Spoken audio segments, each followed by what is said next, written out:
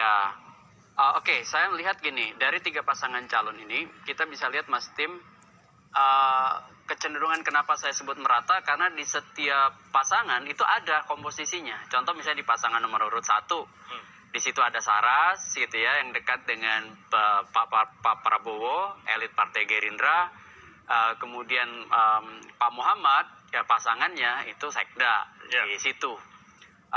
Kemudian Bu Siti Nurhaliza itu dekat sebagai kekuatan rujukannya ke Pak Wapres, karena bagaimanapun dia adalah anak biologis gitu ya dari Pak Ma'ruf Amin, dan tentu sedikit besarnya juga menyumbang yang disebut dengan political branding ya dari Siti Nurhaliza, selain juga memberi kontribusi lah pada jaringan politik ya di situ dalam konteks pemenangan.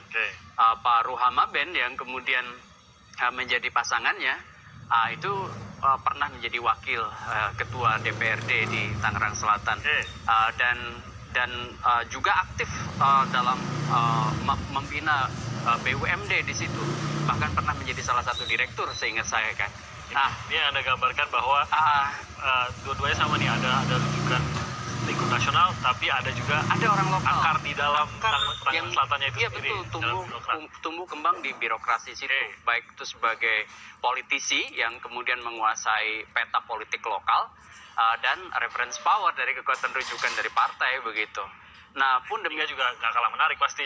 Nah, yang ketiga juga sama, petahana ya Pak Muhammad Dafni ini lama mendampingi Bu Airin, ya kan? Yang tidak bisa maju lagi, sehingga ya kalau melanjutkan kemudian dia maju, artinya secara struktural dia menguasai peta juga di Tangerang Selatan. Nah, sementara pasangannya anak muda, representasi dari kekuatan politik dinasti di Banten gitu ya. Bagaimanapun saudara dari Bu Atut dan ponakan dari Bu Airin gitu. Artinya 3 pasangan calon ini menurut saya komposisinya sama gitu. Sehingga kalau kita bilang harusnya Pilkada Tangsel ini menjadi laboratorium politik ya, terkait dengan cara atau strategi perolehan suara berbasis kantong-kantong pemilih, yang kemudian itu bisa menggambarkan strategi-strategi political marketing modern begitu, di luar cara-cara tradisional, yaitu yang biasa mungkin pendekatan keormasan, pendekatan kemudian ke OKP, pendekatan lain-lain. Dan jangan lupa ada problem serius di Tangsel. Ada 2 Mas Tim dalam bacaan saya yang kemudian harus semua pasangan calon itu memperbaiki ini situasi hari ini. Pertama, soal partisipasi pemilih yang rendah. Tangsel itu belum pernah ceritanya punya pilkada dengan partisipasi pemilih di atas 60%. Yang terakhir tahun 2015 partisipasinya hanya 57%. 2010 saya ingat saya juga sekitar di bawah 55, bahkan 53 kalau nggak salah. Nah, itu menjadi contoh Mas Tim bahwa belum pernah sejarah Tangsel partisipasi pemilihnya itu melampaui angka 60%. Satu.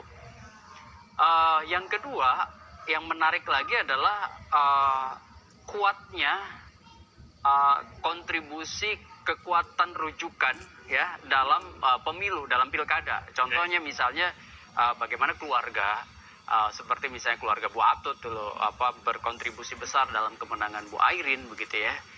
Pun demikian kalau kita lihat itu juga mungkin juga terjadi hari ini gitu, sehingga kemudian hampir semua pasangan calon kan menyadari itu sebagai sebuah kekuatan di Tangerang Selatan.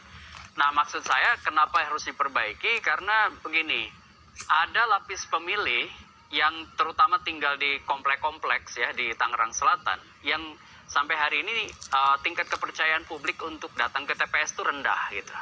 Kenapa? Udah tau lah yang menang siapa, keluarga siapa gitu. Nah itu yang kemudian harus didekonstruksi gitu. Maksud saya ada peluang yang sama-sama besar siapapun memenangi Tangsel gitu ya. Sehingga apa? Itu bisa menggerakkan yang disebut dan basis pemilih untuk datang ke TPS. Gitu.